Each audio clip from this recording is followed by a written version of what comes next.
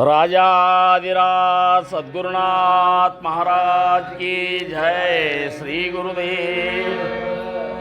गुरुर्ब्रह्मा गुरुर्विष्णु गुरुर्देवो महेश्वरा गुरु साक्षात् परब्रह्म तस्मै श्री गुरुवे नमः। गुरु साक्षात् परब्रह्म तस्मै श्री गुरुवे नमः। ಸದಾನಂದ ಸದ್ಗುರು ಭಾವರಾಜ ಯೋಗಿ ರಾಮನೆಂದವತರಿಸಿದೆ ಭಕ್ತರ ಉದ್ಧಾರಕ್ಕಾಗಿ. ತ್ರೈಲೋಕ್ಯದೊಳೆಯನೇ ಸದ್ಭಕ್ತರು ನಿಮ್ಮ ಕೀರ್ತಿಯನ್ನು ಕೂಗಿ. ನಮಸ್ಕಾರ ಗುರುರಾಯ ಶ್ರೀರಾಮಚಂದ್ರ ಯೋಗಿ, ನಮಸ್ಕಾರ ಗುರುರಾಯ ಶ್ರೀರಂಗ ಯೋಗಿ. ಜಯ ಜಯ ರಘುವಿ ಕುಂಡಲಿ पार्वती राजा सद्गुरुनाथ महाराज श्री गुरुदेव। जय जय राम कृष्ण हरे, जय जय राम कृष्ण हरे, जय जय राम कृष्ण हरे, जय जय राम कृष्ण हरे, जय जय राम कृष्ण हरे, जय जय राम कृष्ण हरे, जय जय राम कृष्ण हरे, जय जय राम कृष्ण हरे, जय जय राम कृष्ण हरे, जय जय राम कृष्ण हरे, जय जय राम कृष्ण हरे, जय जय राम कृष्ण हरे, जय जय राम कृष्ण हरे, जय जय राम कृष्ण हरे। बोला पुंडरी श्री ज्ञानदेव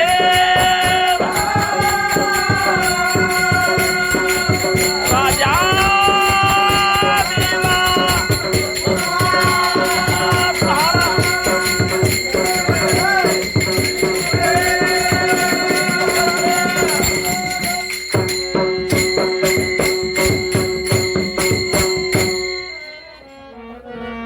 मुख्य शिष्याचे लक्षण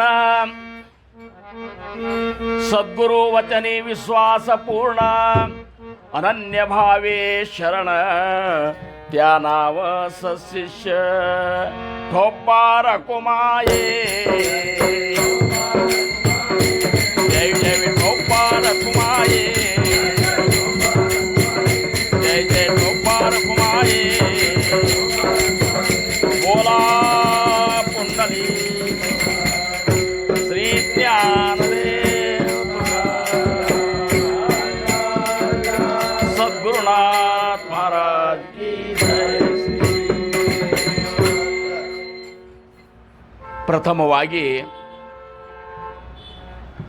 ನಮ್ಮೆಲ್ಲರ ದೇವರಾಗಿರುವಂತಹ ಉದ್ಧಾರಕರ್ತರಾಗಿರುವಂತಹ ಸದ್ಗುರು ಸಮರ್ಥ ರಂಗರಾವ್ ಮಹಾರಾಜರು ಶ್ರೀ ಕ್ಷೇತ್ರ ಕೂಪಗಡ್ಡಿ ಅವರ ದಿವ್ಯ ಚರಣಾರವಿಂದಗಳಿಗೆ ನನ್ನ ಅನಂತ ಕೋಟಿ ದಂಡವತ ಪ್ರಣಾಮಗಳನ್ನು ಸಲ್ಲಿಸಿ ಜಗತ್ತಿಗೆ ಅದ್ವೈತ ಸಿದ್ಧಾಂತದ ಪ್ರತಿಪಾದಕರಾಗಿರುವಂತಹ ಆಚಾರ್ಯತ್ರಯರಲ್ಲಿ ಪ್ರಮುಖರಾಗಿರುವಂತಹ ಬಹಳ ಜಗದ್ಗುರು ಶಂಕರ ಭಗವತ್ಪಾದರ ಜಯಂತಿ ಒಂದು ನಿಮಿತ್ತ ನಾವು ನೀವುಗಳೆಲ್ಲ ಕೂಡೆವು. ಅದರ ಜೊತೆ ಸದ್ಗುರು ಸಮರ್ಥ ಭಾವಸಾಹೇಬ್ ಮಹಾರಾಜರ 14 ಮಂದಿ ಶಿಷ್ಯರಲ್ಲಿ ಅತ್ಯಂತ ಅಂತರಂಗದ ಶಿಷ್ಯ, ಸಶಿಷ್ಯತ್ವವನ್ನು ಮೆರೆದಂತಹ ಸದ್ಗುರು ಸಮರ್ಥ ಗಿರ್ಮಲ್ಲಪ್ಪ ಮಹಾರಾಜರ ಒಂದು ಜಯಂತಿಯ ನಿಮಿತ್ತನೂ ನಾವು ಇವತ್ತು ಕೂಡೆವು. ಈ ಇಬ್ಬರೂ ಮಹಾತ್ಮರ ಒಂದು ವಿಶೇಷತೆ ಏನಂದ್ರೆ, ಇವರು ತಮ್ಮ ಸದ್ಗುರುನ ವಚನದ ಮೇಲೆ ವಿಶ್ವಾಸ ಇಟ್ಟವರು, ಸದ್ಗುರುವಿಗೆ ಅನನ್ಯವಾಗಿ ಶರಣು ಹೋದವರು. ಅಂಥ ಸಶಿಷ್ಯರಲ್ಲ ಒಂದು ಲಕ್ಷಣ ಸಮಾಸವನ್ನು ಇವತ್ತು ನಾವು ಸಮರ್ಥರ ರಾಮದಾಸ್ ಮಹಾರಾಜರ ದಾಸಬೋಧ ದಶಕ 5 ಸಮಾಸ 3 ಶಿಷ್ಯ ಲಕ್ಷಣ ಸಮಾಸವನ್ನು ನಾವು ನೀವುಗಳೆಲ್ಲ ಶ್ರವಣ ಮಾಡಿದೆವು. ಸಮರ್ಥರ ದಾಸಬೋಧದೊಳಗೆ ಅತ್ಯಂತ ಏನಪ್ಪ ಅಂದ್ರೆ ಹೆಚ್ಚು ಓವಿಗಳನ್ನು ಕೂಡಿದಂಥ ಸಮಾಸ ಅಂದರೆ ಇದೆ.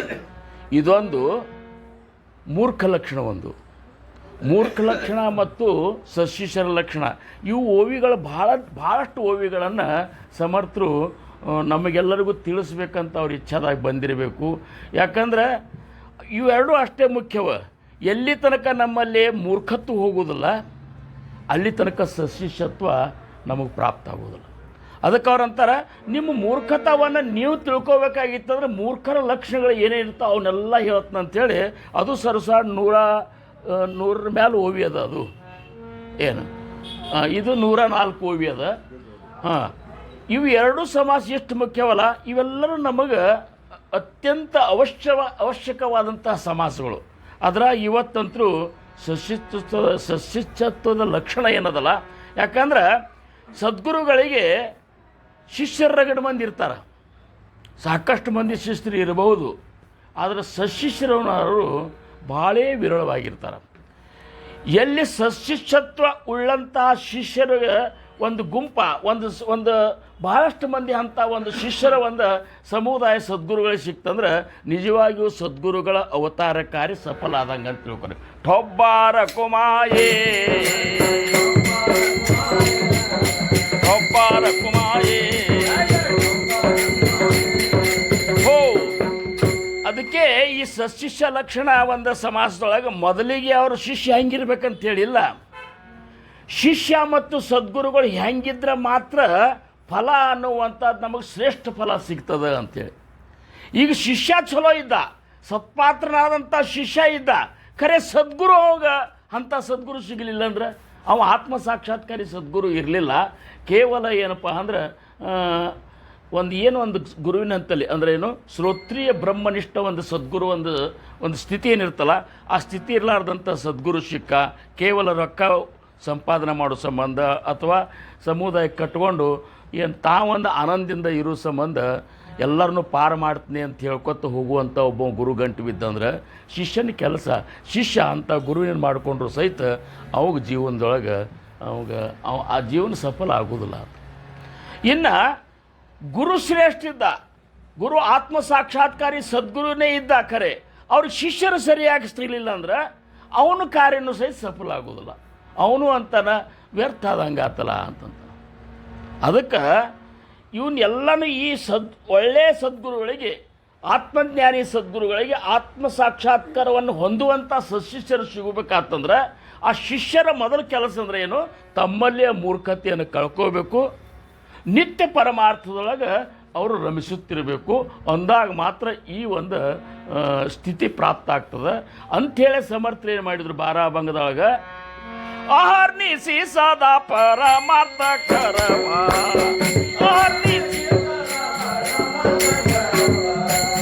ಅಹರ್ನಿಸಿ ಸದಾ ಪರಮಾರ್ಥ ಕರವ.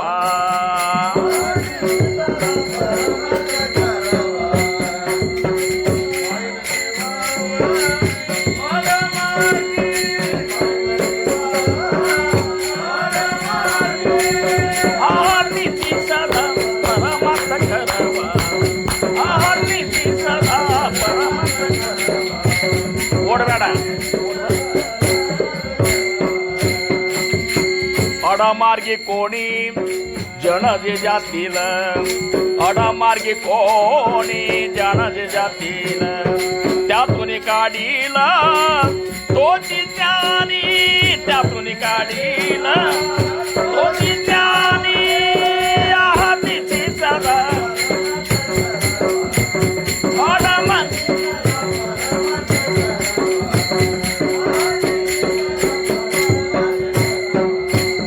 तोची ज्ञानी खरा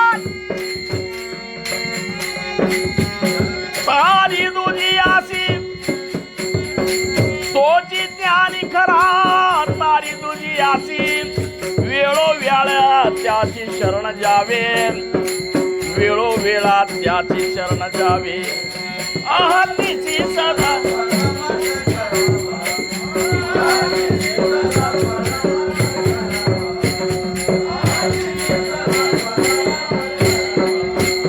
शरण गेली याने काय होते फळ, शरण गेली याने काय होते फळ, तुका म्हणे कुळ उद्धरिले,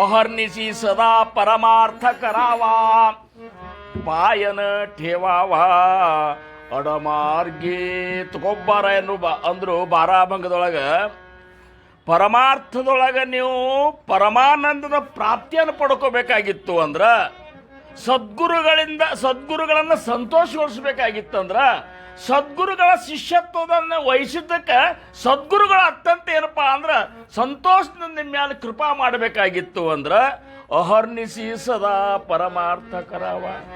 ಯಾವಾಗಲೂ ಪರಮಾರ್ಥ ಮಾಡ್ಕೋತೀರಿ ಅಂತಾರವರು. ಯಾವಾಗಲೂ ಪರಮಾರ್ಥ, ಯಾವಾಗಲೂ ಅಂದ್ರೆ ಅದು ಹೆಂಗಂದ್ರೆ ಪ್ರತಿ ಕ್ಷಣನೂ ಪರಮ ಅರ್ಥವನ್ನು ಶೋಧ ಮಾಡ್ಕೋತಾನೆ ಹೋಗ್ಬೇಕು. ಪ್ರತಿಯೊಂದರಲ್ಲಿ ಒಂದು ಪರಮ ಅರ್ಥದ ಅಂತಾರವರು. ಇವತ್ತು ಸತ್ಸಂಗದಾಗ ಕೂತಾಗೂ ಒಂದು ಅರ್ಥದ ಪರಮಾರ್ಥದ, ಪ್ರಪಂಚದಾಗೂ ಒಂದು ಪರಮಾರ್ಥದ, ನೌಕರಿ ಮಾಡುವತ್ತಾಗೂ ಒಂದು ಪರಮಾರ್ಥದ, ಪ್ರತಿಯೊಂದರೂ ಒಂದು ಏನಪ್ಪ ಅಂದ್ರೆ ಆ ಅರ್ಥವನ್ನು ಹುಡುಕ್ಯಾಡಿ ಆ ಅರ್ಥದ ಒಂದು ಜೊತೆಗೆ ನಾವು ಜೀವನ ಸಾಗಿಸಿದೆ ಅಂದ್ರೆ ಅದು ಪರಮಾರ್ಥ ಆಗ್ತದೆ. ಆತಾಸ್ತೌಹ ಪರಮಾರ್ಥ जो साधकांच्या निज स्वार्थ ना तरी समर्थामध्ये समर्थ योग. ಪರಮಾರ್ಥ ಸ್ತವಂದಾಗ ಸಮರ್ಥ ಅಂತಾರ. ಪರಮಾರ್ಥವನ್ನು ಸ್ತವನ ಮಾಡ್ತಾರೆ, ಯಾಕಂದ್ರೆ ಅಷ್ಟು ಮುಖ್ಯದ ಅದು. ಇವತ್ತಿನ ದಿವಸ ಅದು ಹೆಂಗೆ ನಿಮಗೆ ಉದಾಹರಣೆ ಕೊಟ್ಟು ಹೇಳ್ಬೇಕಂದ್ರೆ, ಸತ್ಸಂಗ ಇವರು ಸಿಂಧೂರು ಅವ್ರ ಮನೆಯೊಳಗೆ ಸತ್ಸಂಗ ಇಟ್ಕೊಂಡಾರ. ನಿಮಿತ್ತ ಯಾರ್ದದ? ಶಂಕರಾಚಾರ್ಯ, ಜಗದ್ಗುರು ಶಂಕರಾಚಾರ್ಯರ ಜಯಂತಿ ನಿಮಿತ್ತದ. ಆಮೇಲೆ ಸದ್ಗುರು ಸಮರ್ಥ ಗಿರಿಮಲ್ಲೇಶ್ವರ ಮಹಾರಾಜರ ಜಯಂತಿಯ ನಿಮಿತ್ತದ. ಆ ನಿಮಿತ್ತವಾಗಿ ಅವ್ರು ಇಟ್ಕೊಂಡಾಗ ನಮ್ಮನ್ನೆಲ್ಲ ಹೆಂಗೆ ಯಾವ ಒಂದು ಪ್ರೇಮದಿಂದ ಆಹ್ವಾನ ಮಾಡ್ಯಾರಂದ್ರೆ, ನೀವೆಲ್ಲರೂ ಬಂದ್ರೆ ನನ್ನ ಗುರುವಿನ ಒಂದು ಕಾರ್ಯ ಅತ್ಯಂತ ಏನಪ್ಪ ಅಂದ್ರೆ ಆನಂದಮಯ ಆಗ್ತದೆ, ನಮ್ಮ ಜೀವನ ಧನ್ಯ ಆದಂಗೆ ಆಗ್ತದೆ ಅಂತೇಳಿ ಈ ಉದ್ದೇಶ ಇಟ್ಟುಕೊಂಡು ಅವ್ರಿಗೆ ನಮ್ಮನ್ನು ಕರೆಸ್ಯಾರ. ಇದು ಈ ಉದ್ದೇಶ ಇಟ್ಟುಕೊಂಡು ಅವ್ರು ಏನು ಸತ್ಸಂಗ ಮಾಡ್ಲಿಕ್ಕತ್ತಲ್ಲ, ಅದು ಅವರ ಪರಮಾರ್ಥ. ಸಿಂಧೂರವ್ರು ನಮ್ಮನ್ನು ಕರೆಸ್ಯಾರ ಅಂದಾಗ ನಾವು ಇಲ್ಲಿ ಪ್ರತಿಯೊಂದು ಏನಪ್ಪ ಅಂದ್ರೆ ಪ್ರತಿಯೊಂದು ಕ್ಷಣದ ಒಂದು ಆನಂದವನ್ನು ನಾವು ಅನುಭವಿಸಿ ಹೋಗಬೇಕು. ಇಲ್ಲಿ ಇರುವಂಥ ಮಹಾತ್ಮರು, ಆ ಮಹಾತ್ಮರ ವಾಣಿಯನ್ನು ಶ್ರವಣ ಮಾಡಿ ನಮ್ಮ ಜೀವನದೊಳಗೆ ನಮ್ಮ ಆಂತರಿಕವಾಗಿ ನಮ್ಮಲ್ಲಿ ಏನು ಒಂದು ಮಲಿನತಾವನ್ನು ಕಳ್ಕೊಂಡು ನಾವು ಒಳ್ಳೆಯವರಾಗಿ ಬದುಕಿ ಸದ್ಗುರುವಿನ ಒಂದು ಕೃಪಾ ಸಂಪಾದನೆ ಮಾಡುವಂಥ ಒಂದು ಪಾತ್ರತೆ ನಮ್ಮಲ್ಲಿ ಬರಬೇಕು ಅಂತ ಇಚ್ಛಾ ಇಟ್ಟುಕೊಂಡು ಅಕಸ್ಮಾತ್ ಇಲ್ಲಿ ಪ್ರತಿಯೊಂದು ಕ್ಷಣವನ್ನು ಕಳಿತಿದ್ದಂದ್ರೆ ಬಂದವ್ರದ್ದು ಪರಮಾರ್ಥ. ಇಲ್ಲಿ ಬಂದರೂ ಸಹಿತ ಎಕಡ್ರೆ ಕೋತಿ ಎಕಡ್ರೆ ನೋಡಿ ಏನು ಕೇಳಾರ್ದ ಮನೆಗೆ ಹೋಗಿಬಿಟ್ರೆ ಅಂದ್ರೆ ಅದು ಪರಮಾರ್ಥ ಆಗೋದಿಲ್ಲ. ಹಂಗೆ ಪರಮಾರ್ಥವನ್ನು ಯಾರು ಯಾವಾಗಲೂ ಮಾಡ್ಯಾರಲ್ಲ ಅವರು ಸಶಿಷ್ಯರಾಗಿ ಮೆರೆದಾರ. ಅಂಥ ಒಂದು ಪರಮಾರ್ಥದ ಗುಹ್ಯತೆಯನ್ನು ನಿಜವಾಗಿಯೂ ನಮಗೆ ಸರಳ ಮಾಡಿಕೊಟ್ಟವ್ರು ಅಂದರೆ ಶಂಕರಾಚಾರ್ಯರೇ. ಶಂಕರಾಚಾರ್ಯರು ವೇದಗಳ ಸಾರವನ್ನು, ಉಪನಿಷತ್ಗಳ ಸಾರವನ್ನು, ಭಗವದ್ಗೀತೆಯ ಸಾರವನ್ನು ಅವರು ಸಾಮಾನ್ಯರಿಗೂ ತಿಳಿಯುವಂಗೆ ಬರೆದು ಹೋಗಿಬಿಟ್ರು ಅವರು. ಇರ್ಲಿಕ್ಕಂದ್ರೆ ಯಾರಿಗೂ ಗೊತ್ತಾಗ್ತಿದ್ದಿಲ್ಲ. ವೇದಗಳ ಸಾರ, ವೇದಗಳ ಅರ್ಥನೇ ಏನಪ್ಪ ಅಂದ್ರೆ ಒಂದು ನಮೂನೆಯಾಗಿ ಹೋಗಿಬಿಟ್ಟಿತ್ತು. ಕೇವಲ ಅದು ಬ್ರಾಹ್ಮಣರು ಸ್ವತ್ತಾಗಿತ್ತು. ಬ್ರಾಹ್ಮಣರು ಅಂತಿದ್ರು, ಸಂಸ್ಕೃತ ಕಲ್ತವ್ರು ನಾವು, ಸಂಸ್ಕೃತ ಮಾತಾಡೋರು ನಾವು, ವೇದಗಳನ್ನು ಅಭ್ಯಾಸ ಮಾಡೋದು, ವೇದಗಳನ್ನು ಹೇಳೋದು ಕೇವಲ ನಮ್ಮ ಅಧಿಕಾರ ಅಂತಿದ್ರು ಅವರು. ಇದು ಮತ್ತೊಬ್ಬರು ಯಾರೂ ಅಧಿಕಾರ ಅಲ್ಲ ಅನ್ನುವಂಥ ಇಷ್ಟು ಪಾಖಂಡತ್ವ ಬೆಳೆದಿತ್ತು. ಅಂಥದ್ರಾಗ ಎಷ್ಟು ನೋಡ್ರಿ, ಕೇವಲ 32 ವರ್ಷ ಅವತಾರ ಕಾರ್ಯ ಮಾಡಿದಂಥ ಶಂಕರಾಚಾರ್ಯರು ಪದ್ಮಪಾದರಂತಾರೆ ಬ್ರಹ್ಮಸೂತ್ರದೊಳಗೆ ಒಂದು ಓವಿಯೊಳಗೆ ಹೇಳ್ತಾರೆ ಅವರು. ಕಾಲಟಿ ಅಂದರೆ ಕೇರಳದೊಳಗೆ ಅದು. ಕೇರಳದೊಳಗೆ ಕಾಲಟಿ ಒಳಗೆ ಒಬ್ಬ ಜ್ಞಾನ ಸೂರ್ಯ ಉದಯಿಸಿದ ಅಂತ. ಒಬ್ಬ ಜ್ಞಾನ ಸೂರ್ಯ ಉದಯಿಸಿದ ಅಂಥೇಳಿ ಇವತ್ತು ನಾವೆಲ್ಲರೂ ಜ್ಞಾನದ ಬೆಳಕಿನೊಳಗೆ ಪರಮಾನಂದ ಒಂದು ಅನುಭೂತಿ ಪಡಲಿಕ್ಕತ್ತೇವು. ಇಂಥ ಒಂದು ಜ್ಞಾನ ಸೂರ್ಯ ಯಾರಂದ್ರೆ ಅವ್ರು ಯಾರೂ ಅಲ್ಲ, ಆಚಾರ್ಯತ್ರಯರಲ್ಲಿ ಮೊದಲಿಗರು, ಅದ್ವೈತ ಸಿದ್ಧಾಂತದ ಪ್ರತಿಪಾದಕರು ಜಗದ್ಗುರು ಶಂಕರಾಚಾರ್ಯ. ಕಾಶಿಯೊಳಗೆ ಜಗದ್ಗುರು ಪೀಠದ, ಕಾಶಿಯೊಳಗೆ ಜಗದ್ಗುರು ಪೀಠದ ಆ ಪೀಠವನ್ನು ಪ್ರಥಮ ಬಾರಿ ಅಲಂಕರಿಸಿದವರು ಯಾರಾದರೂ ಇದ್ರೆ ಅವರು ಶಂಕರಾಚಾರ್ಯರು. ಕಾಶಿಯೊಳಗಿನ ಜಗದ್ಗುರು ಪೀಠವನ್ನು ಅಲಂಕಾರ ಮಾಡಬೇಕಾದ್ರೆ ಸಾಮಾನ್ಯ ಇದ್ದಿದ್ದಿಲ್ಲ. ಆ ಟೈಮದೊಳಗೆ ಬೌದ್ಧ ಮತ್ತು ಜೈನ ಧರ್ಮಗಳು ಇಷ್ಟೊಂದು ಒಂದು ರೀತಿ ಬೆಳೆದು ಬಿಟ್ಟಿದ್ವು. ಅಂದ್ರೆ ಮೊದಲೆಲ್ಲ ಬುದ್ಧರಿದ್ದಾಗ, ಆಮೇಲೆ ಮಹಾವೀರರಿದ್ದಾಗ ಚಲನೆ ಇದ್ದು. ಈಗ ಹೆಂಗಿರ್ತದೆ, ಮಹಾತ್ಮರಿದ್ದಾಗ ಆ ಪಂಥಗಳು ಸರಿಯಾಗಿ ಇರ್ತಾವೆ.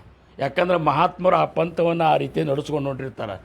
ಮಹಾತ್ಮರು ಹೋದ ಮೇಲೆ ಏನು ಮುಂದಿನ ಪೀಳಿಗೆ ಬರ್ತಲ್ಲ, ಯಾಕಂದ್ರೆ ಇವರು ಪರಿಪೂರ್ಣತ್ವಕ್ಕೆ ಹೋಗಿರೋದಿಲ್ಲ, ಸ್ವಲ್ಪ ತಿಳಿದಿರ್ತದೆ. ಅಲ್ಲಿ ಏನು ತಮ್ಮದೇ ತಿಳಿದದ್ದನ್ನೇ ಪ್ರತಿಪಾದನೆ ಮಾಡ್ಕೊತ ಹೋಗಿ ಒಂದು ರೀತಿ ಪಾಖಂಡತ್ವ ಬೆಳೆಬಿಡ್ತದೆ. ಹಂಗೆ ಬೌದ್ಧ ಧರ್ಮದೊಳಗೂ ಪಂಗಡಗಳಾದು, ಜೈನ ಧರ್ಮದೊಳಗೂ ಪಂಗಡಾದು, ಬೌದ್ಧ ಧರ್ಮದೊಳಗೂ 2 ಪಂಗಡಾದು, ಜೈನ ಧರ್ಮದೊಳಗೂ 2 ಪಂಗಡಾದು. 2 ಪಂಗಡಾದಾಗ ಒಂದು ಪಂಗಡ ತಿರಸ್ಕಾರ ಮಾಡ್ಕೊತ ಹೋಗುವಂಥದ್ದು ಇದು ಸಹಜಿಕನೇ ಇದೆ. ಪಂಗಡ ಅದು ಅಂತ ತಿಳ್ಕೊ ನೀನು. ಪಂಗಡ ಅದು ಅಂದ್ರೆ ಒಂದು ಪಂಗಡ ಆಡ್ಕೋದೇ ಒಂದು ಅವ್ರ ಜೀವನ ಆಗಿಬಿಡ್ತದೆ. ಹೆಂಗಾಗಿಬಿಟ್ಟಿತ್ತು ಅಂದ್ರೆ ಅಂಥದ್ರಾಗ ಮಾಟ ಮಂತ್ರ ಇವೇನು ಇವ್ರದ್ದು ಹೆಚ್ಚಾಗಿಬಿಟ್ಟಿತ್ತು. ಶಂಕರಾಚಾರ್ಯರು ಏನು ಮಾಡಿದ್ರು ಅಂದ್ರೆ ಈ ಭಾರತ ದೇಶದೊಳಗೆ 4 ಕಾಲ್ನಡಿಗೆಯಿಂದ 4 ಸರಿ ಅಡ್ಡಾಡಿ 4 ದಿಕ್ಕಿಗೆ 4 ಪೀಠಗಳನ್ನು ರಚನೆ ಮಾಡಿದರು. ಶೃಂಗೇರಿಗೆ ಒಂದು ಪೀಠ, ಪುರಿ ಜಗನ್ನಾಥ ಪುರಿಗೊಂದು ಪೀಠ, ದ್ವಾರಕಾಕ್ಕೊಂದು ಪೀಠ, ಕಾಶಿಗೊಂದು ಪೀಠ. 4 ಮೂಲಿಗೆ ಒಂದೊಂದು ಪೀಠ ಮಾಡಿದರು. ಅಂದ್ರೆ ಎಷ್ಟು ಬಂದೋಬಸ್ತ್ ಮಾಡಿಬಿಟ್ರು ಅಂದ್ರೆ ಅದ್ವೈತ ಸಿದ್ಧಾಂತದ ಪ್ರತಿಪಾದನೆ ಇಷ್ಟು ಮಾಡಿದ್ರು ಅಂದ್ರೆ ಅದು ಅಲ್ಲಿ ಹಂಗೆ ನಾವು ಹೇಳಿದ್ದು ಒಪ್ತಿದ್ದಿಲ್ಲ. ಆವಾಗ ಪಂಡಿತರಿದ್ದರು, ಧ್ಯಾನಿಗಳಿದ್ದರು, ಅವರು ಎಲ್ಲ ಸಾಕಟ್ಟು ಓದ್ಕೊಂಡವ್ರಿದ್ರು. ಅವ್ರ ಜೊತೆ ವಾದ ಮಾಡಿ ಸೋಲಿಸ್ಬೇಕಾದ್ನು. ಅವ್ರನ್ನ ಸೋಲಿಸಿ ಇವ್ರದ್ದು ಪ್ರತಿಪಾದನೆ ಮಾಡಿದಾಗ ಮಾತ್ರ ಜಗತ್ತನ್ನು ಒಪ್ಕೋತಿತ್ತು. ಹಂಗೆ ಈ ಅವ್ರ ಶಿಷ್ಯರೊಳಗೊಬ್ಬರು ಯಾರವರು ಇವತ್ತು ಶೃಂಗೇರಿಗೆ ಅವರೇ ಇದು ಆಗ್ಯಾರ. ಅವರು ಪಂಡಿತರಿದ್ರು. ಅವ್ರ ಪಂಡಿತರ ಜೊತೆ ವಾದ ಮಾಡಿದ್ರೆ ಅವ್ರ ಹೆಂಡ್ತಿನೇ ಅದಕ್ಕೆ ನಿರ್ಣಯ ಕೊಡ್ಲಿಕ್ಕೆ ಕೂತಿದ್ಲಂತ. ಅಂಥವ್ರನ್ನೂ ಇವ್ರು ಏನು 4 ಪೀಠ ಮಾಡಿರಲ್ಲ, 4 ಶಿಷ್ಯರೇ ಅವ್ರಿಗೆ ತಯಾರಾದರು. ಯಾಕಂದ್ರೆ ಅಂಥ ಶಿಷ್ಯರು ತಯಾರಾದ್ರೆ ಮಾತ್ರ ಸದ್ಗುರುಗಳು ಏನು ಇಚ್ಛೆ ಇರ್ತಲ್ಲ ಅದು ಪೂರ್ತಿ ಆಗ್ತದೆ. ಹಂಗೆ 4 ಪೀಠಕ್ಕೆ 4 ಮಂದಿ ಶಿಷ್ಯರನ್ನು ನೇಮಿಸಿದ್ರು ಅವರು. ಅದಕ್ಕೆ ಶಿಷ್ಯತ್ವ ಅನ್ನುವಂಥದ್ದು ಇಷ್ಟು ಮುಖ್ಯದಲ್ಲ. ಅಂಥ ಒಂದು ಒಳ್ಳೆಯ ಶಿಷ್ಯತ್ವ ನಮ್ಮಲ್ಲಿ ಪ್ರಾಪ್ತ ಆಗಬೇಕಾಗಿತ್ತು ಅಂದ್ರೆ ಅಹರ್ನಿಸಿ ಸದಾ ಪರಮಾರ್ಥ ಕರಾವ. ಬರೇ ಪರಮಾರ್ಥ ಮಾಡಿದ್ರು ನಡೆಯೋದಿಲ್ಲ. ಪಾಯನ ಠೇವಾವ ಅಡಮಾರ್ಗಿ, ಅಡ್ಡ ಮಾರ್ಗದೊಳಗೆ ಕಾಲಿಡಬೇಡ್ರಿ ಅಂತಾರೆ ಅವರು.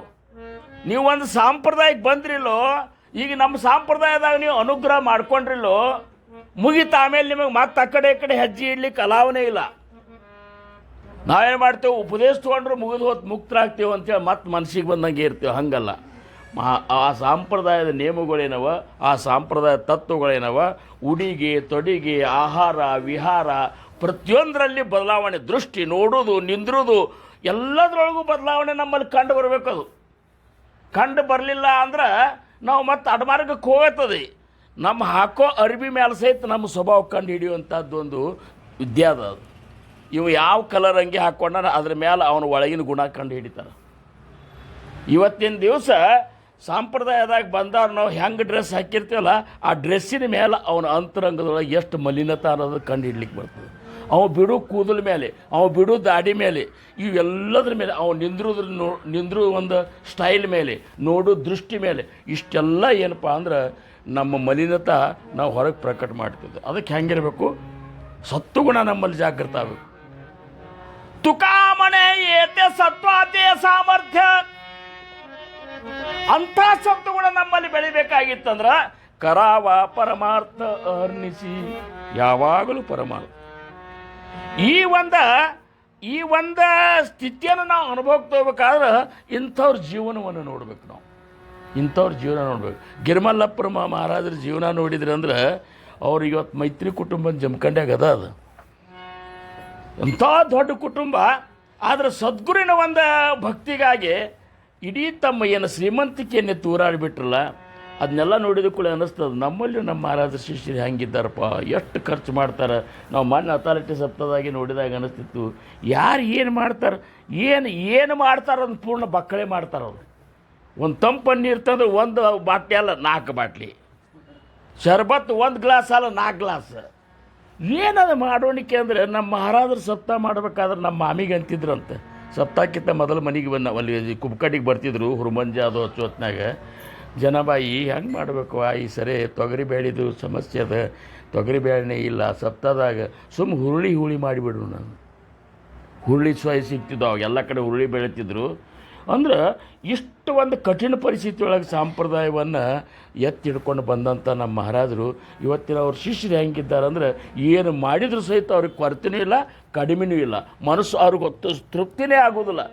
ಮತ್ತು ಇಷ್ಟೆಲ್ಲ ಹೆಂಗೆ ನಡೆದ ಅಂದ್ರೆ ಇದು ಏನೋ ಒಂದು ಮಹಾರಾಜರ ಮೇಲೆ ಇಟ್ಟಂಥ ಸಮರ್ಪಣಾ ಭಾವ ಏನು ನಮ್ಮದಲ್ಲ, ಆ ಭಾವ ಇವತ್ತಿ ಕೆಲಸ ಮಾಡ್ಲಿಕ್ಕತ್ತು. 48 ವರ್ಷ ಆದರೂ ಸಹಿತ ಪೀಠಕ್ಕೆ ಒಬ್ಬರು ಇರಲಾರ್ದ ಸದ್ಗುರುಗಳು ನಿರ್ಯಾಣ ಆದಮೇಲೆ ಪೀಠಕ್ಕೆ ಒಬ್ಬರು ಇರಲಾರ್ದ ಇಷ್ಟು ವ್ಯವಸ್ಥೆ ಸಿರಿ ಮತ್ತು ಉತ್ತರೋತ್ತರ ಬೆಳೆಯುವಂಥ ಸಂಪ್ರದಾಯ ನಾವು ನೋಡಲಿಕ್ಕೆ ಎಲ್ಲೂ ಸಿಗೋದಿಲ್ಲ ಈಗ. ಏನು ಇದು ಯಾಕೆ ನಡೆದ ಅಂದ್ರೆ ಮಹಾರಾಜರು ದುಡ್ಕೊಂಡು ಶಕ್ತಿ ಅದ. ಅದು ಅಂಥ ಏನಪ್ಪ ಅಂದ್ರೆ ಸಾಂಪ್ರದಾಯದಾಗ ನಾವು ಇದ್ದವರು ಇಂಥ ಕಾರ್ಯಕ್ರಮದ ಒಂದು ಇದು ತಗೋಬೇಕು. ನಾವನ್ನು ಶಂಕರಾಚಾರ್ಯ ನೋಡ್ರಿ, ಶಂಕರಾಚಾರ್ಯರ ಬಗ್ಗೆ ನಾವು ಹೇಳಬೇಕಂದ್ರೆ ಆಗ ಸಾಕಷ್ಟು ನಮ್ಮ ಉದಯ ಅವರು ಹೇಳಿದರು, ಜನಸಾಮಾನ್ಯರು ಇಷ್ಟೊಂದು ಪ್ರೇಮ ಇದ್ರಲ್ಲ ಅವರು, ಸಾಮಾನ್ಯರಿಗೂ ಸಹಿತ ಸಾಮಾನ್ಯರು ಉದ್ಧಾರ ಆಗಲೇನು ಅಂತ ಕಳ್ಕಳಿಯವರು ಅಂತಲ್ಲಿ ಎಷ್ಟಿತ್ತು ಅಂದ್ರೆ, ಒಂದು ದಿವಸ ನಸಿಕ್ಲೆ ಹೋಗುವ ಹೊತ್ನಾಗ ಒಬ್ಬ ಮುದುಕ ಸಂಸ್ಕೃತ ಶಬ್ದ ಬಾಯ್ಪಾಟ್ ಮಾಡ್ತಿದ್ದಂತ, ಡುಕ್ರಂಕರಣೆ ಡುಕ್ರಂಕರಣೆ ಡುಕ್ರಂಕರಣೆ ಅಂಥೇಳಿ. ಶಂಕರಾಚಾರ್ಯರು ಮುಂಜಾನೆ ಬಾಯರ ವಿಧಿಗೆ ಹೊಂಟಿದ್ರು ತಮಗೆ ತೊಗೊಂಡ ಹೋಗಾಗ ಆವಾಜ್ ನೋಡಿದರು, ಇದು ಎಷ್ಟು ಮುದುಕಾಗ್ಯಾನ ಇವ, ಇದ್ನ್ಯಾಕೆ ಸಂಸ್ಕೃತ ಶಬ್ದ ಬಾಯ್ಪಾಟ್ ಮಾಡ್ಲಿಕ್ಕತ್ತಾನ ಅಂಥೇಳಿ ಸೀದಾ ಅಲ್ಲಿ ಹೋದರು. ವಯಸ್ಸಂತರು 90-95 ವರ್ಷ ಮೇಲಾಗಿದ್ದು. ಒಳಗೆ ಹೋದರು, ನೋಡಿದರು, ಗುರುಗಳು ಬಂದಾರಂತ. ಅವನು ನಮಸ್ಕಾರ ಮಾಡಿದ. ಏನು ನಡೆಸಿಯೋ ಅಂದರು ಅವರು. ಮಹಾರಾಜ್ರೆ ಏನು ಮಾಡಿದ್ರಿ, ಆಯುಷ್ ತುಂಬ ಸಂಸಾರ ಅನ್ಕೋತ ನನ್ನ ಆಯುಷ್ನೇ ಹಾಳು ಮಾಡಿಕೊಂಡೆ, ಮತ್ತು ಭಗವಂತನ ಪ್ರಾಪ್ತಿ ಆಗಬೇಕು, ಜೀವನ ಉದ್ಧಾರ ಆಗಬೇಕು, ಇವೆಲ್ಲ ವಿಚಾರಗಳು ಸಂಸ್ಕೃತನಾಗೆ ಅವ. ಮತ್ತಿನ್ನು ಅದಕ್ಕೆ ಆ ಸಂಸ್ಕೃತ ಗ್ರಂಥಗಳನ್ನು ಓದಿ ತಿಳ್ಕೊಂಡು ಬದಲಾವಣೆ ಆಗ್ಬೇಕಂತ ಮನಸ್ಸಿನಾಗ ಏನೋ ಬಂದದ್ರಿ. ಅದ್ರ ಸಂಬಂಧ ಸಂಸ್ಕೃತ ಮತ್ತು ನಮಗೆ ಬರೋದಿಲ್ಲಲ್ರಿ, ಅದಕ್ಕೆ ನಾ ಶಬ್ದ ಬಾಯ್ಪಾಟ್ ಮಾಡ್ಲಿಕ್ಕತ್ತೀನಿ.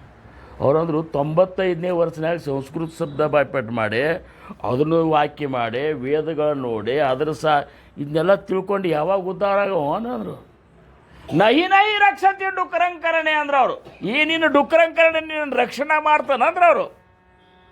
ಅದಕ್ಕೆ ಅವರಂದ್ರು ಭಜ ಗೋವಿಂದಂ ಭಜ ಗೋವಿಂದಂ ಭಜ ಗೋವಿಂದ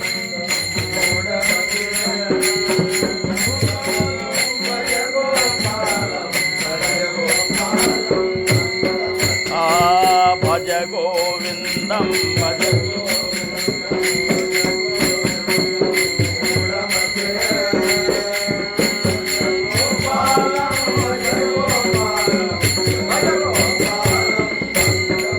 ಅವರಂತಾರ ಸಂಪ್ರಾಪ್ತೆ ಸನ್ನಿಹಿತೆ ಕಾಲಂ ನಹಿ ರಕ್ಷತಿ ಡುಕ್ರಂಕರಣೆ ಅಂದ್ರವ್ರು.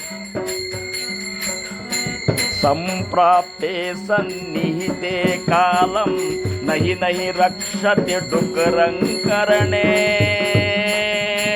ಸಂಪ್ರಾಪ್ತೆ ಸನ್ನಿಹಿತೆ ಕಾಲಂ ನಹಿ ನಹಿ ರಕ್ಷತೆ ಡುಕರಂಕರಣೆ ಭಜ ಗೋವಿಂದ ಓಡಬೇಡ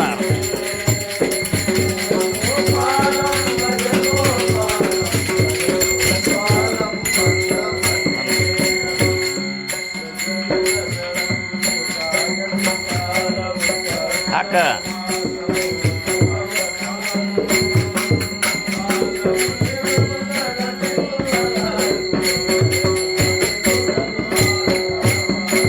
ಭಜ ಗೋವಿಂದಂ ಭಜ ಗೋವಿಂದಂ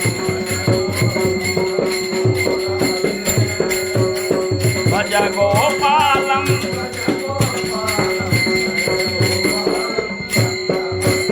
ಅವರಂತಾರ ಪ್ರತಿದಿನ ಬೆಳಗು ಸಾಯಂಕಾಲವು ಪಕ್ಷವು ಮಾಸವು ಋತು ಅಯನಗಳು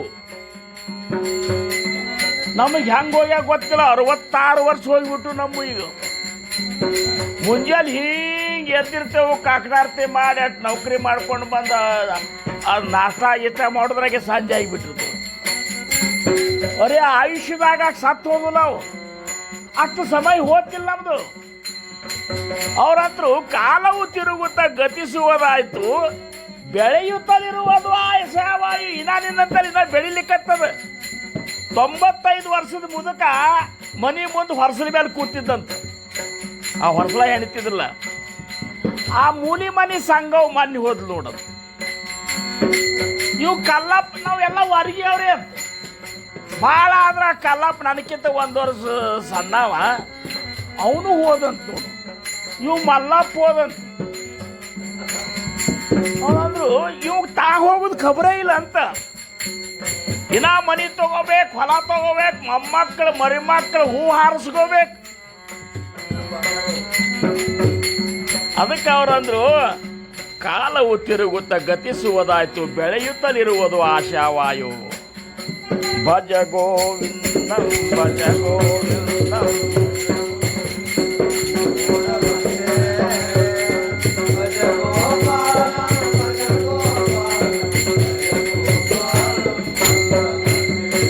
ಬಾಲ್ಯವು ಕಳೆದಿ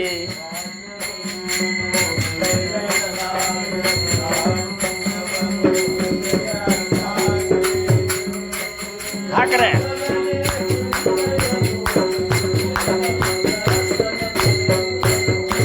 ಭಜ ಗೋವಿಂದ ಭಜ ಗೋವಿಂದ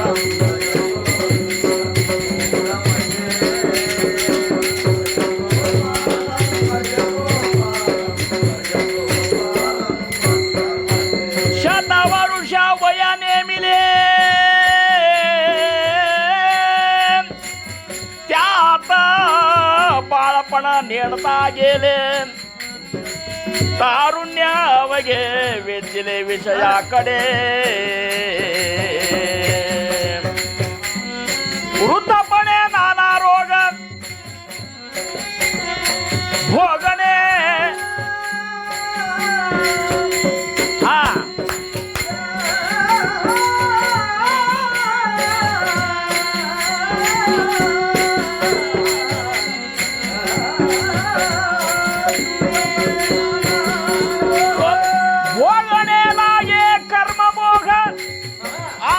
ಭಗವಂತಾಚ ಯೋಗ ಕೋಣೆ ವೇಳೆ ಯಾವಾಗ ಭಗವಂತನ ಯೋಗ ಆಗುದು ಬಾಲ್ಯವು ಕಳೆದಿ ಕ್ರೀಡೆ ಮಾಡಿ ಸಣ್ಣವಿದ್ದಾಗ ಆಟ ಆಡ್ಕೋತ ಹೋದಿ ಚಿಣಿದಂಡ ಅದು ಇದು ಆಟ ಆಡ್ಕೋತ ಹೋದಿ ತಾರುಣ್ಯದಲ್ಲಿ ವಿಷಯವು ಕೂಡಿ ಮುಂದೆ ಅವಾಗ ಹೆಣ್ಣು ನೋಡೋದು ಲಗ್ನ ಆಗೋದು ಮತ್ತೇನು ಮೆರವಣಿಗೆ ಮಾಡ್ಕೋದು ಅದ್ರಾಗೋದು ವೃದ್ಧಾಪ್ಯದಲ್ಲಿ ಚಿಂತೆಯು ಕಾಡಿ ಮುದುಕರು ಆಡ್ಕೊಳ್ಳೋ ಚಿಂತೆ ಮಾಡ್ಕೋದು ಕೊಡುದು ಯಾರು ಕಿಮ್ಮತ್ ಕೊಡುದಿಲ್ಲ ಪೆನ್ಷನ್ ಇದ್ದವ್ರು ಕೊಡ್ತಾರೆ ನಮ್ಮಂತವ್ರಿಗೆ ಏನು ಕಿಮ್ಮತ್ ಕೊಡ್ತಾರ ವೃದ್ಧಾಪ್ಯದಲ್ಲಿ ಚಿಂತೆಯು ಕಾಡಿ ಜನುಮವು ವ್ಯರ್ಥವೇ ಕಳೆಯುವೆ ಕೋಡಿ ಜನುಮವು ವ್ಯರ್ಥವೇ ಕಳೆಯುವೆ ಕೋಡಿ ಭಜ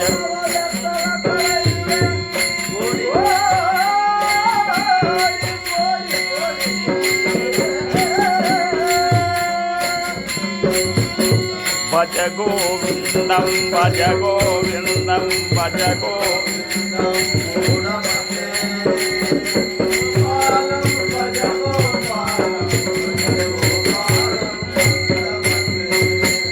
ತನುಧನ ಭೂಮಿಯು ಎಲ್ಲವೂ ವ್ಯರ್ಥವು,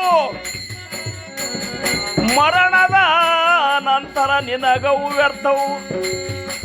ತನುಧನ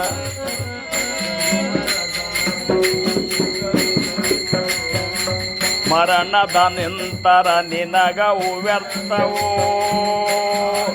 ಮೂಲವು ಕಡಿಯಲು ಬೇಕು ಈಶನ ಕೃಪೆಯನು.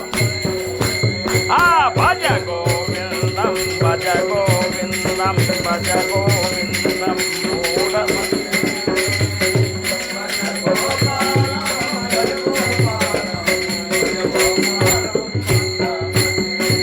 ಎಲ್ಲಿಯ ಹೆಂಡಿರು ಎಲ್ಲಿಯ ಮಕ್ಕಳು ಎಲ್ಲಿಯ ಎಲ್ಲಿಯ ಮಿತ್ರರು, ನಿನ್ನಯ ಮನಸ್ಸಿನ ಭ್ರಮೆಯು ಮುಕ್ತಿಯ ಮಾರ್ಗಕ್ಕೆ. ಭಜ ಗೋವಿಂದಂ ಭಜ ಗೋವಿಂದಂ ಭಜ ಗೋವಿಂದಂ ಭಜ ಗೋಪಾಲಂ.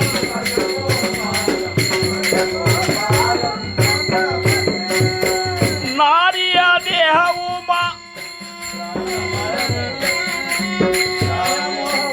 ಮುದು ಮಿಂಚಿನ ತೆರದಿ ಮುದಿತನ ಬರುವುದು ಅತಿ ವೇಗದಲ್ಲಿ, ನುಂಗುತ್ತಲಿಹುದು ಜನುಮವು ವ್ಯರ್ಥವೇ ಹೋಗುತ್ತಲಿಹುದು. ಭಜ ಗೋವಿಂದ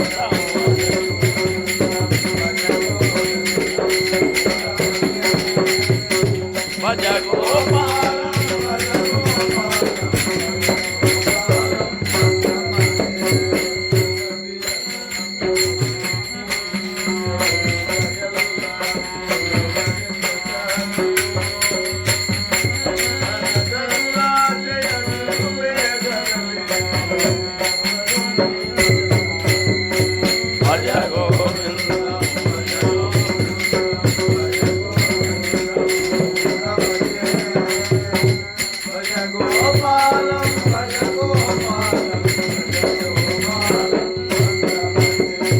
ನೋಡ್ರಿ, ಶಂಕರಾಚಾರ್ಯ ಸಾಮಾನ್ಯರಲ್ಲ. ವೇದ ಉಪನಿಷತ್ತುಗಳಿಗೆ ಭಾಷ್ಯನ್ನು ಬರೆದಂಥವ್ರು ಒಬ್ಬ ಸಾದಾ ಮನುಷ್ಯನ, ಏಕದಮ್ ಕನಿಷ್ಠ ಮನುಷ್ಯನ ಉದ್ಧಾರ ಮಾಡಬೇಕು ಅಂತ ಕಳಕಳಿ ಅಂದ್ರೆ ಎಂಥದ್ದಿರ್ಬೇಕು ನೋಡ್ರಿ. ಇದು ಕೇವಲ ಮಹಾತ್ಮರಂತಲ್ಲಿ ಸಿಗುತ್ತದ ಅಂಥೇಳಿ ನಮ್ಮ ಮಹಾರಾಜರು ಆ ಸಾಲವಡಿಗೆ ಬಿಟ್ಟು ಇಲ್ಲಿ ತನಕ ಬಂದರು. ಅತಾಲತ್ತಿಗೆ ನಡ್ಕೊತ ಹೋದ್ರು, ಜನವಾಡಕ್ಕೆ ಹೋದ್ರು. ನಮ್ಮಂತ ಪಾಮರನ್ನ ಉದ್ಧಾರ ಮಾಡಬೇಕು ಅನ್ನೋಂಥ ಕಳಕಳಿ ನೋಡ್ರಿ. ಗುಣ ದೋಷ ಯಾತಿನ ವಿಚಾರಿ ಕಾಣಿ, ಗುಣ ದೋಷ ಯಾತಿನ ವಿಚಾರಿ ಕಾಣಿ, ಗುಣ ದೋಷ ಯಾತಿ ಅವದಿಲ ಪಾಯಿ ಆಪುಲಿಯ, ಅವದಿಲ ಪಾಯಿ ಆಪುಲಿಯ.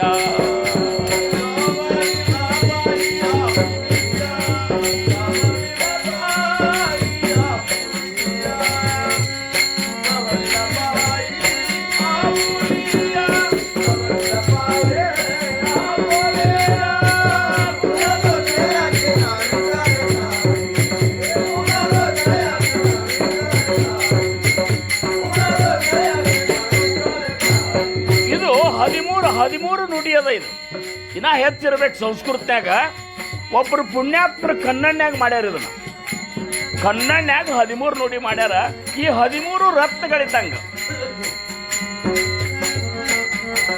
ಮನಸ್ಸಿನ ಮಲವನ್ನು ತೊಳೆಯಲು ಬೇಕು, ಚಿತ್ತದ ಚಲನೆಯ ಅಳಿಯಲು ಬೇಕು,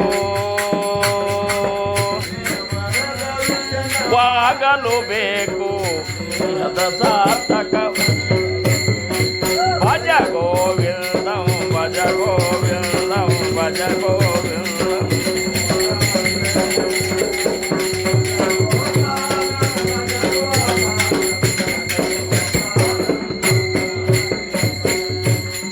ಮುಂದ ಮಾಂಸ ಎಲುವುಗಳ ಚರ್ಮದ ಚೀಲವು ವಿಕಾರ ದೃಷ್ಟಿ ವಿನಾಶಕ್ಕೆ ಮೂಲವು ಇದು ವಿಚಾರಿಸು.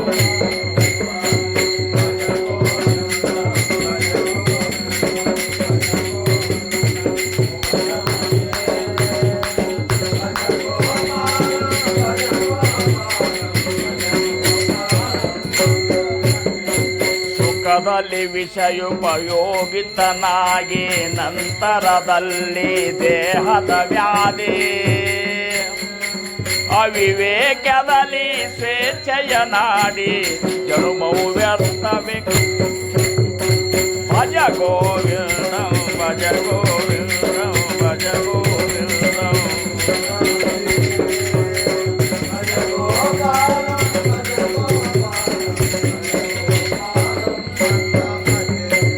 ಇತರದಿ ದುಃಖವು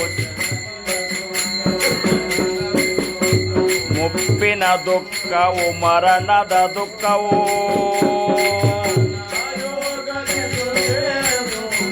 ದುಃಖದ ಜೀವನ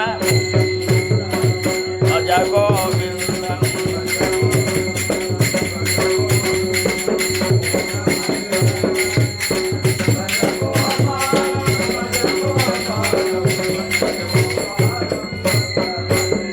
ವೇದಾಗಮಗಳ ಓದಿದರೇನು ಕೃತ ಉಪವಾಸವ ಮಾಡಿದರೇನು ತೀರ್ಥಕ್ಷೇತ್ರಗಳ ತಿರುಗಿದರೇನು ಅಂತರ್ಯಾಮಿಯ ತಿಳಿಯದೆ ನೀನು. ಭಜ ಗೋವಿಂದಂ ಭಜ ಗೋವಿಂದಂ ಭಜ ಗೋಪಾಲಂ.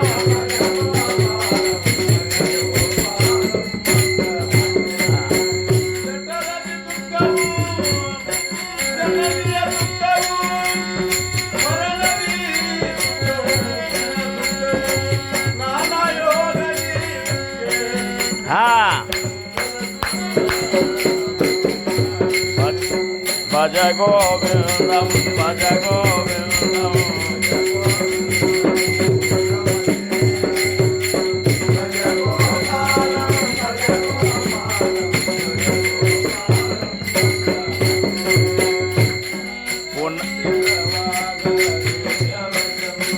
ಜಗವೆಲ್ಲ ಮಿಥ್ಯ ಮಾಯೆಯು ಎಂದು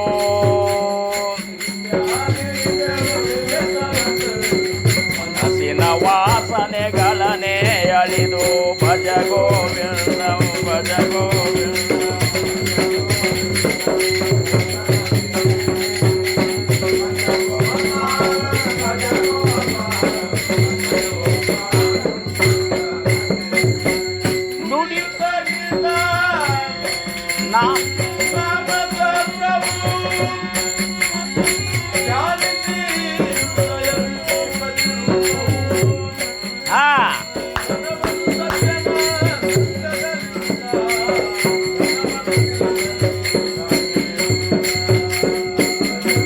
ಭಜ ಗೋವಿಂದಂ ಭಜ ಗೋವಿಂದಂ.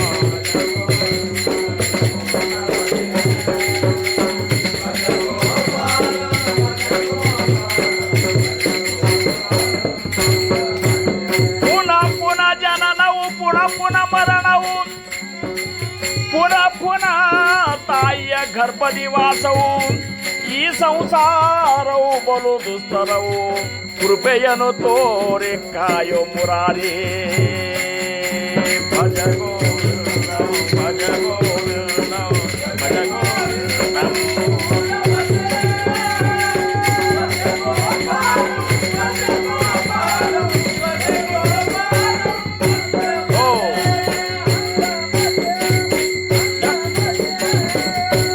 ಎಷ್ಟು ಅದ್ಭುತವಾದಂತಹ ನುಡಿಗಳನ್ನು ಶಂಕರಾಚಾರ್ಯ ಬರೆದಾರ ಅಂಥೇಳಿ ಇಲ್ಲಿ ತನಕನು ಎಷ್ಟು 7-8ನೇ ಶತಮಾನದೊಳಗೆ ಶಂಕರಾಚಾರ್ಯ ಅವತಾರ ಕಾರ್ಯ ಆಗಿತ್ತು. ಇಷ್ಟು 1300 ವರ್ಷದಿಂದನೂ ಸಹಿತ ಶಂಕರಾಚಾರ್ಯರ ತತ್ವಗಳನ್ನು ಇನ್ನೂ ಚಿಂತನೆ ಮಾಡ್ದು.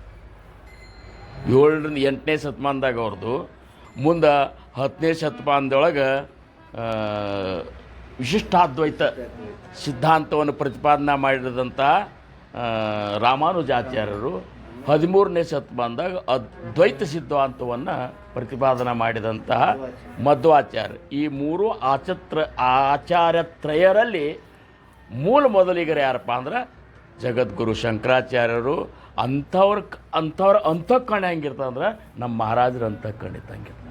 ನಮ್ಮ ಮಹಾರಾಜರ ಅಂತಃಕರಣ ಹಂಗಿತ್ತು ಅಂತೇಳಿ ಅಡಮಾರ್ಗಿ ಕೋಣಿ ಜನಜೆ ಜಾತಿಲ ತ್ಯಾತುನಿ ಕಾಡಿಲ ತೋಚಿ ಜ್ಞಾನಿ.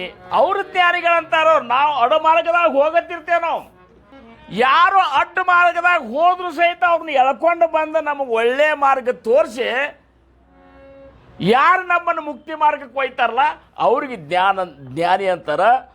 ತೋಚಿ ಜ್ಞಾನಿ ಖರ ತಾರಿ ದುಜಿಯಾಸಿ. ಅಂಥ ಜ್ಞಾನಿಗಳು ಮಾತ್ರ ಈ ಭವಸಾಗರವನ್ನು ದಾಟಿಸ್ಲಿಕ್ಕೆ ಸಮರ್ಥರು ಅಂತ ತಿಳ್ಕೋರಿ. ಅಂಥ ಸಮರ್ಥರು ನಮಗೆ ಸಿಕ್ಕಾರ. ಅವ್ರು ಸಿಕ್ಕಾರಂತ ಹೇಳಿ ನಿರ್ಗುಣದಾಗ ಹೋಗಿ 48 ವರ್ಷ ಆದರೂ ಸಹಿತ ಯಾವುದಾದ್ರೂ ನಿಮಿತ್ತ ಇಟ್ಕೊಂಡು ಸತ್ಸಂಗಗಳು ಯಾಕೆ ನಡ್ಲಿಕ್ಕತ್ತಂದ್ರೆ ಇದೇ ಕಾರಣಕ್ಕೆ. ಯಾಕಂದ್ರೆ ಸಗುಣದಾಗ ಬಂದವ್ರು ಹೇಳಲಿಕ್ಕಾಗೋದಿಲ್ಲ. ನಿರ್ಗುಣದಾಗ ಸತ್ಸಂಗದ ಮುಖೇನ ಯಾರ ಮುಖಾಂತರ ಯಾಕಾಗುವ ಲೆಕ್ಕ ನನ್ನ ಬಳಗ ಉದ್ಧಾರ ಆಗಲಿ, ನನ್ನ ಶಿಷ್ಯರು ಉದ್ಧಾರ ಆಗಲಿ, ನನ್ನ ಶಿಷ್ಯರು ಅಡ್ಡ ಮಾರ್ಗದಾಗ ಹೋಗ್ತಿದ್ರೆ ಅವ್ರನ್ನ ಒಳ್ಳೆಯ ಮಾರ್ಗಕ್ಕೆ ತೊಗೊಂಡು ಬರಬೇಕು ಅಂತೇಳಿ ಇನ್ನೂ ತನಕನೂ ಅದೇ ಚಿಂತನಾದೊಳಗೆ ಮಹಾರಾಜರು ಇಂಥ ಒಂದು ಕಾರ್ಯ ಮಾಡ್ಲಿಕ್ಕತ್ತಾರಲ್ಲ. ಕಾಯವಾಣು ಆತ ನಪುರೇಹೇ ವಾಣಿ ಮಸ್ತಕ ಚರಣಿ ಠೇವಿ ತಸೆ. ಏನು ವರ್ಣ ಮಾಡಲಿ ಅಂತಾರೆ ತುಕೋಬಾರ ಅಂತಾರ. ಇಂಥ ಸಂತರ ವರ್ಣ ಮಾಡೋದು ನನಗೆ ಕೋತಲ್ಲ, ನನ್ನ ತಲೆ ನನ್ನ ಹಣಿ ಏನದಲ್ಲ ಅವ್ರ ಚರಣ ಮೇಲೆ ಇಡ್ತೀನಿ ಅಂತಂತಾರೆ. ಹಂಗೆ ನಾವೆಲ್ಲರೂ ನಮ್ಮ ಮಹಾರಾಜರ ಚರಣದ ಮೇಲೆ ಹಣಿ ಇಡಬೇಕಾಗ್ಯದ. ತೋಚಿ ಜ್ಞಾನಿ ಖರ ತಾರಿದು ಜಿಯಾಸಿ. ಅಂಥ ಜ್ಞಾನಿ ಮಾತ್ರ ಈ ಭವಸಾಗರವನ್ನು ದಾಟಿಸ್ಲಿಕ್ಕೆ ಸಮರ್ಥ, ಹೊರತಾಗಿ ಸದ್ಗುರು ಸಮರ್ಥ ಅಂತ ಹೆಸರಿಟ್ಟುಕೊಂಡವರೆಲ್ಲರೂ ದಾಟಿಸ್ಲಿಕ್ಕಾವು. ಶಿಷ್ಯಾಸ ನ ಲಾವಿತಿ ಸಾಧನ ನ ಕರಿವಿತಿ ಇಂದ್ರಿಯ ದಮನ ಐಶಿಯ ಗುರು ಅಡಕ್ಯಾಚೇತಿನ ಮಿಳಾಲೆ ತರಿ ಟಾಕಾವೆ. ಶಿಷ್ಯರಿಗೆ ಸಾಧನೆ ಕಚ್ಚುದಿಲ್ಲ, ಧ್ಯಾನ ಮಾಡಂತ ಹೇಳುವುದಿಲ್ಲ. ಬರೇ ಏನಾತ್ಮ ದ್ರಾಕ್ಷಿ ಎಷ್ಟಾತೋ ಅಂತ ಕೇಳ ಅಂತ ಈ ಪ್ರಕಾರದ ಗುರುಗಳು ಗಂಟು ಬಿದ್ರಂದ್ರೆ ಉದ್ಧಾರ ಹೆಂಗಾಗ್ತದೆ? ಅದ್ವೈತ ನಿರೂಪಣಿ ಅಗಾಧ ವಕ್ತ ಪರಿ ವಿಷಯಿ ಲೋಲಂಗತ ಐಶೇ ಗುರುಚೇನಿ ಸಾರ್ಥಕತ ಹೋಣಾರ ನಾಹಿ. ಅದ್ವೈತ ನಿರೂಪಣೆ ಅಗಾಧ ವಕ್ತ ಪರಿ ವಿಷಯಿ ಲೋಲಂಗತ ಐಶ್ಯ ಗುರು ಅಡಕ್ಯಾಚೆ ತೀನ್ ಮಿಳಾಲೆ ತರಿ ಟಾಕಾವೆ ಅಂತ. ದುಡ್ಡಿಗೊಬ್ಬರು ಸಿಕ್ಕರು ಸಹಿತ ಬಿಟ್ಬಿಡ್ರಿ. ಅದ್ವೈತ ನಿರೂಪಣೆ ಭಾಳ ಹೇಳಿದ್ರಂದ್ರೆ ಏನು ಅವ್ರು ಭಯಂಕರ ದೊಡ್ಡ ಜ್ಞಾನಿ ಅಂತ ತಿಳ್ಕೊಬೇಡ್ರಿ. ಒಳಗರೆ ವಿಷಯ ತುಂಬಿಕೊಂಡು ಕುಂತವರು ಇಂಥವ್ರಿಂದ ಆಗುವುದಲ್ಲ.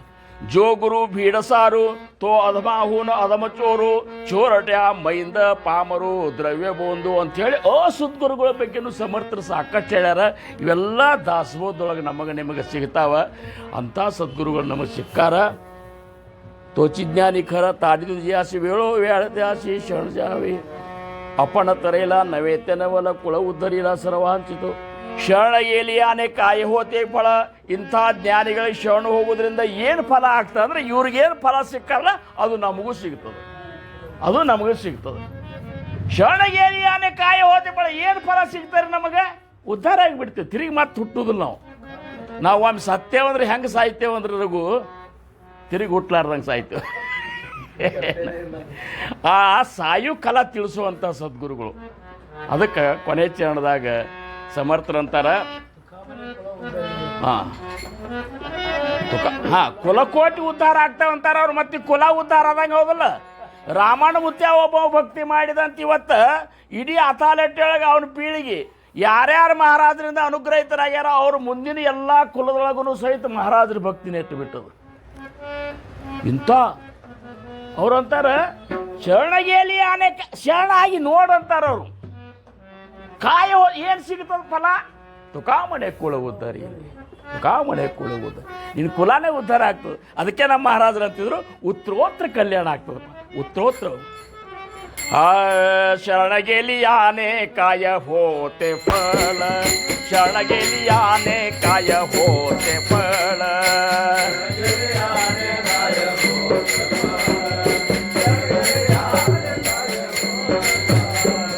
ಶರಣಗೆಲಿ ಆನೆ ಕಾಯ ಹೋತೆ ಫಲ. ಶರಣಗೆಲಿ ಆನೆ ಶರಣಗೆಲಿ ಆನೆ ಕಾಯ ಹೋತೆ ಫಲ.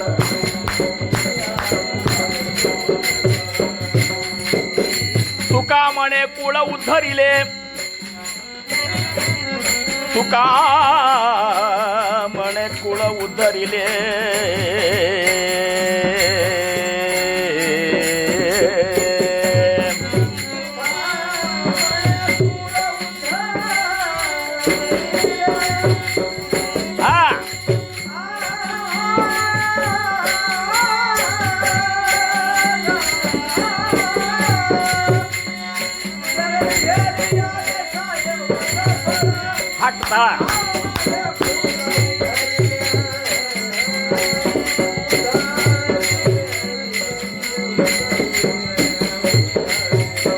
ಇದು ಯಾರು ಅವ್ರಿವ್ರು ಹೇಳಿಕತ್ತಿಲ್ಲ ತುಕೋಬ್ಬರ ಹೇಳಿಕತ್ತಾರ ನಿಮ್ ಕುಲಾನೇ ಉದ್ಧಾರ ಆಗ್ತದ ಅಂತಾರ ಅವರು. ನಮ್ಮ ಸಿಂಧೂರ್ ಅವ್ರು ಯಾರು ಶಿಷ್ಯರಂದ್ರ ನೀವು ಮಹಾದೇವ್ ಮಹಾರಾಜರ ಶಿಷ್ಯರು, ದೇವ್ರ ಶಿಷ್ಯರವರು.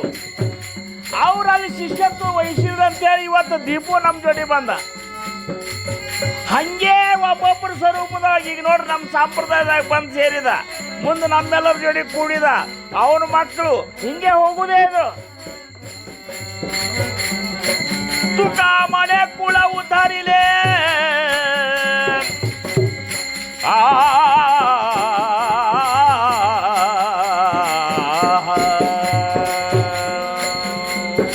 अडमार्गी कोणी जने दे जातील अडमार्गी कोण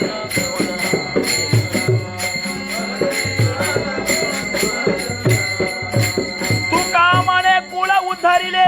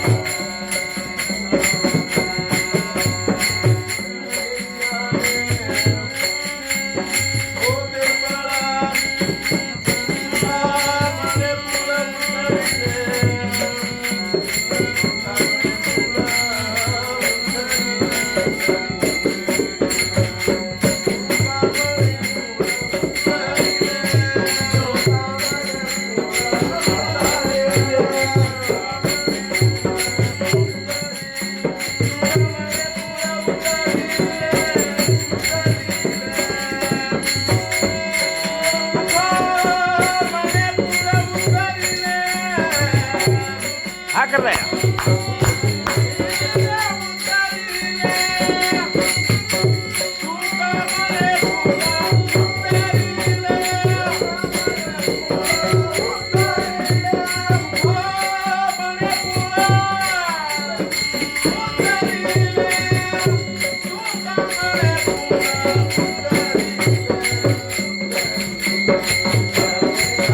परमार्थ करवा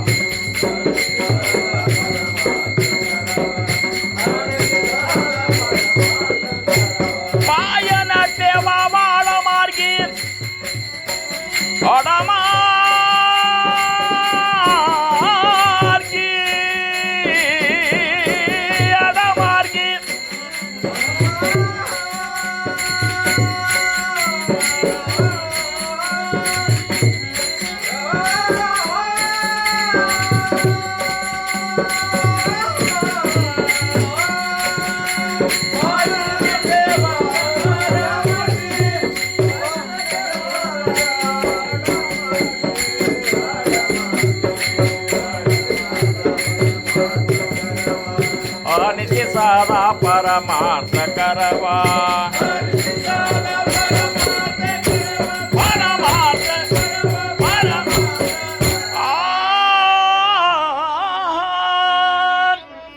अकल्प ईश्वावे ते अकुळा माझ्या सकळा हरीच्या दासा कल्पनेची बाधान हो कोण काळी ही संत मंडळी सुखी असो अहंकाराच्या वारा न लागो रासा माझा विष्णुदासा भाविकाशी नामा म्हणे तया असावे कल्याण जामुक निदान पांडुरंग कुमाये